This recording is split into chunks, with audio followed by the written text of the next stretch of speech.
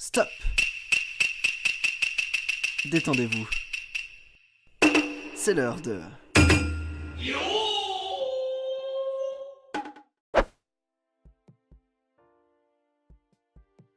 Bienvenue dans la pause sumo. Ce 10e jour marque le début de la dernière ligne droite pour les lutteurs. L'erreur n'est plus admise à ce niveau-là du tournoi s'ils veulent repartir avec la coupe de l'empereur. Aoyama face à Takekaze, venu de Jolio pour ce jour. Tous les deux sont en 7-2. Aoyama tente de bloquer le Tachiai mais se fait légèrement repousser. Il riposte, avance mais Takekaze glisse sur le côté et envoie Aoyama au sol.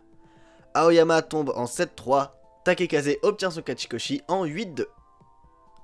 Tochiozan en 3-6 contre Dayamami en 7-2. Dayamami évite le Tachiai et passe derrière Tochiozan qui se maintient au bord du dohyo et riposte pour finalement envoyer Dayamami au sol. Tochiozan monte en 4-6, Dayamami passe en 7-3. Ikioi en 7-2 rencontre Yu Takayama en 6-3. Ikioi charge, Yu Takayama répond avec des coups mais ce n'est pas suffisant. Ikioi charge de nouveau, Yu Takayama ne trouve pas la solution et finit par aller au tapis. Cela dit, les Shimpan se réunissent. En effet, il semblerait que la main d'Ikioi ait agrippé les cheveux de Yu Takayama. Je rappelle que dans le sumo, il est interdit de se saisir des cheveux de son adversaire.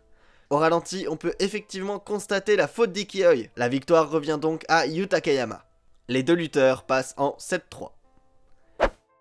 Daishomaru en 7-2 contre Kagayaki en 4-5. Kagayaki commence par un coup puis se saisit de Daishomaru puis de son Mawashi. Daishomaru est repoussé et finit par être sorti du dohyo. Kagayaki passe en 5-5, Daishomaru tombe en 7-3. Les deux rookies du précédent Basho s'affrontent, Abi en 5-4 et Ryuden en 3-6.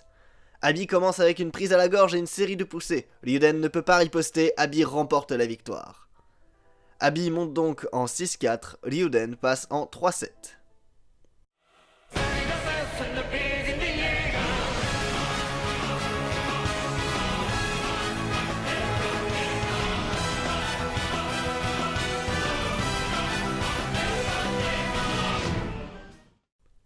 Ichinojo en 7-2 contre Kaisei en 9-0. Les deux lutteurs avec le plus gros gabarit du tournoi se rencontrent. Otachiai c'est directement au corps à corps avec des prises au Mawashi.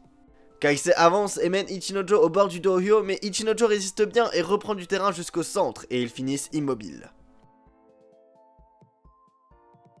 Après un moment, Ichinojo tente une action mais Kaisei résiste et ne vacille pas. De nouveau immobile pendant un instant puis immédiatement Ichinojo se relance à la charge et cette fois-ci Kaisei est sorti du dohyo.